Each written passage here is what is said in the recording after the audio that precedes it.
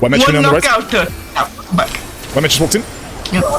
Same. Assassinate. Smite all. 3 seconds, Smite someone. all. Wait, I think I just killed him. Yes, I got it! Wait, is that why we're dating? You were secretly after my lucky charms the entire time. You can't get boosted luck that way. Just did. I got him in. That's Benny, I've just done it twice.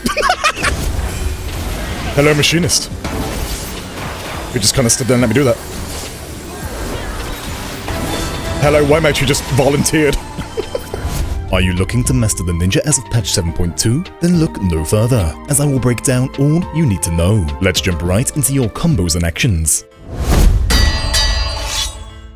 Spinning Edge, Gust Slash ending with an Aeolian Edge. Your most basic combo when you have no other actions at the ready. Your first burst combo is the Doku Mori into Zesho Meppo. Doku Mori increases target's damage taken by 10%. Being a Conal AoE attack, your best use is into large crowds. I see the breaker. Breaker what? This then becomes Zesho Meppo, a quick instant cast follow-up, which will strike 4 times. This action is wonderful when you obtain high battle highs, allowing you to shred into targets. This can be boosted further under the effect of Bunshin. Fuma Shuriken. While not the highest on the burst meter, the free charges and the 20-arm reach make up for this, allowing you to engage and to finish off fleeing targets. Assassinate, a very powerful ability. Quick in animation, you deal 12,000 damage to a single target. That will also ignore the effect of guard, again perfect for shutting down targets, and fits well into any burst combo. Assassinate can be used following your Shikuchi, which makes this macro highly valuable, teleporting right onto your target, setting you up for a no time wasted assassinate. I'm on him. 6 up. Review. Everyone, smite all. Viper. I'm on him. Stunned. Smite all. That was a beautiful little sequence. Hyosho Ranyu, a plain and simple fast striking 16,000 damage. This is essentially your stronger variant of your Fuma Shurikens. The best time to use this action is once again when securing kills, or to throw into a target that needs to be taken down, such as a Dark Knight going in for Salted Earth, as you will only have the time for one quick attack before they pull you in. Last on your burst actions, we have your Limit Break, the Saiten Tenshu, one of the strongest limit breaks in all of PvP, dealing 12,000 damage to your target. And here is the best part, any target you limit break under 50% HP shall be instantly KO'd. So make sure you have display target's remaining HP percent option toggled on. As of patch 7.1, this limit break can be rather buggy at times. It does not like to be activated too fast following your own damage, even when visually on your screen the target is under 50%. All damage from Saiten Tenshu also ignores the effect of guard. Now defeating a target with this limit break triggers the Death Link effect, granting the chance to use this limit break again.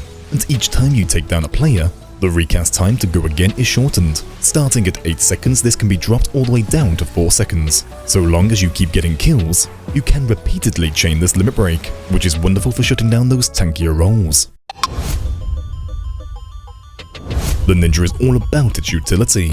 Starting with the free mudra, this unlocks access to your ninjutsus, in which you can hold 2 charges. Your ninjutsus consist of the Forked and Fleeting Raiju, Hyosho Ranyu, Goka Mekyaku, Mesui and Huton, and lastly Doton. Goka Mekyaku. This allows you to set up some rather decent damage over time.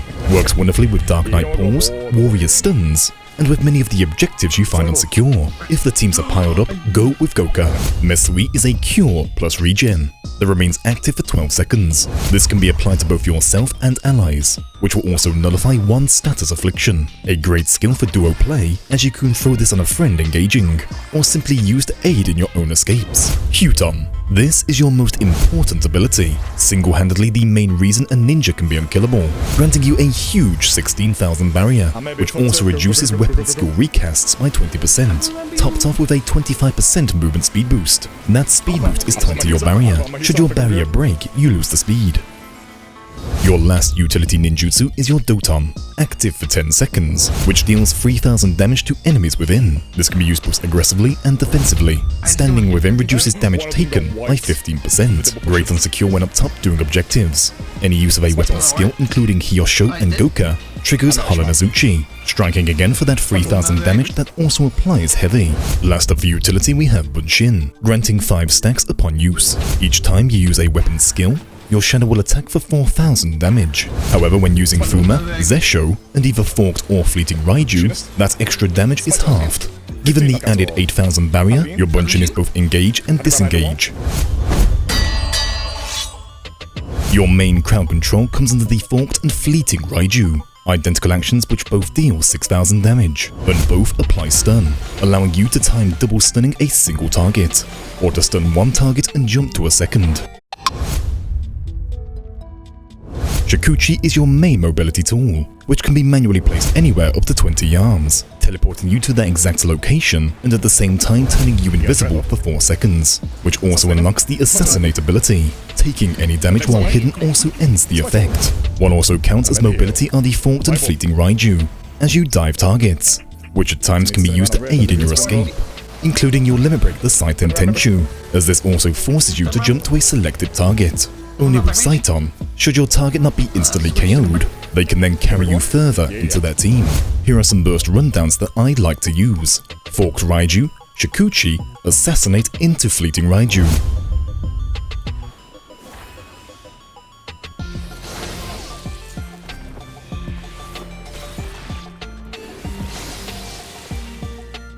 You can also use Forked Raiju into your Limit Break Saiten Tenchu, ending with the Fleeting Raiju, allowing you to stun with extra damage before trying that instant KO. Should it fail, you have the second stun follow-up. For a single target, I like to begin with Tokumori, activate Bunshin, then teleport onto my target with my Sakuchi macro, trigger Assassinate followed by Zesho Meppo, ending with the new roll action Smite. Your combos will vary based on your situation, and with your roll actions, while Bloodbath and Swift are good picks, Smite is always a ninja's choice, as this combos far too well with almost your entire kit. Hybrid Combat. The ninja is one of just a few roles that can switch seamlessly between ranged and close quarters combat, which gives you a huge advantage over many other roles. Utility. The ninja also has one of the largest utility kits going, providing opportunity in almost any scenario, whether that be for kill securing, engaging large groups, or to simply escape alive. Synergy.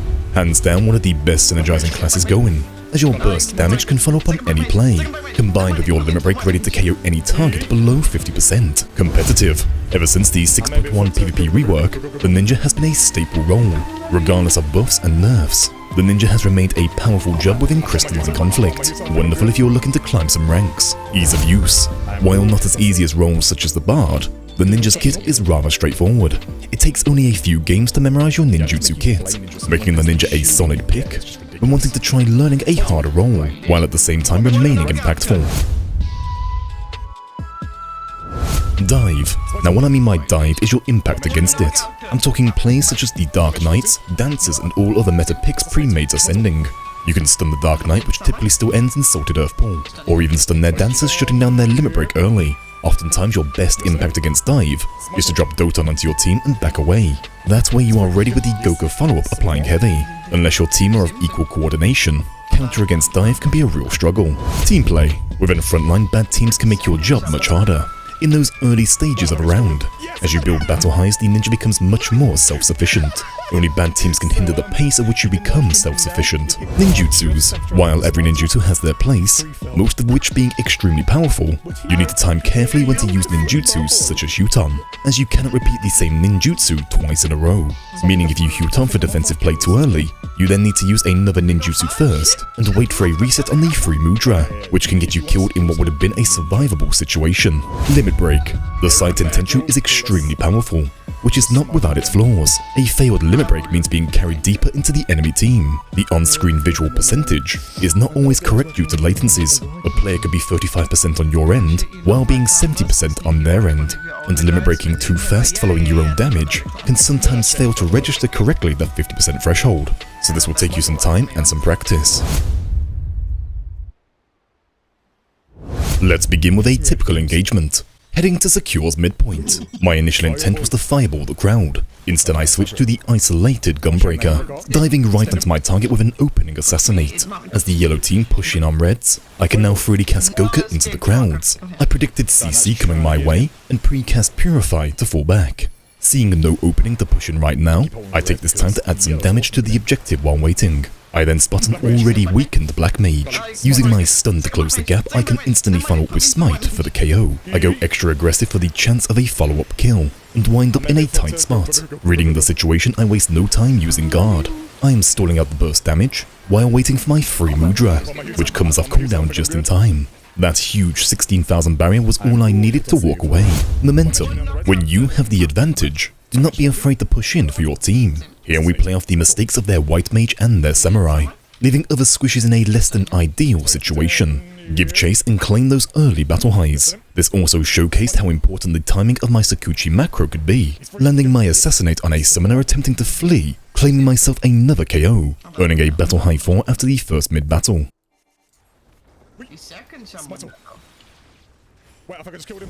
Utilizing objectives. With the adders grouping up for a stack marker, this is the ideal chance for some big AoE damage. Combined with my smite and then a follow-up shuriken, their poor summoner stood no chance. Playing with fire, I continue to poke, aiming for their machinist in the crowd.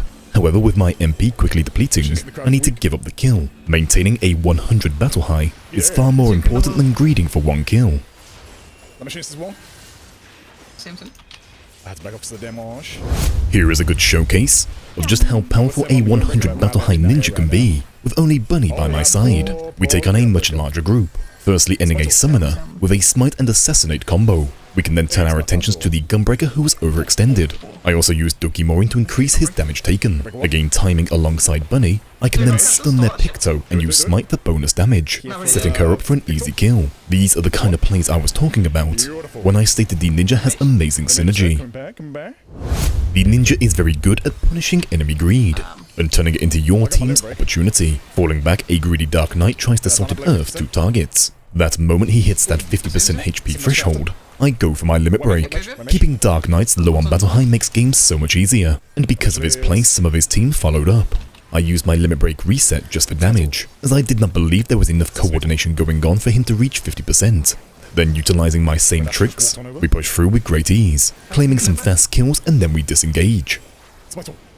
The ninja rewards creativity and fast thinking on the spot. No need to rush in like a warrior or a reaper. Instead take that extra time to plan out your moves and get a feel for what does and does not work. With practice you will find as a ninja, you have a play no matter the situation. If you have enjoyed today's video, consider dropping a like. Subscribe for more future PvP videos. Happy hunting. I wish you all luck on your ninja endeavors. And I will see you all in the next one.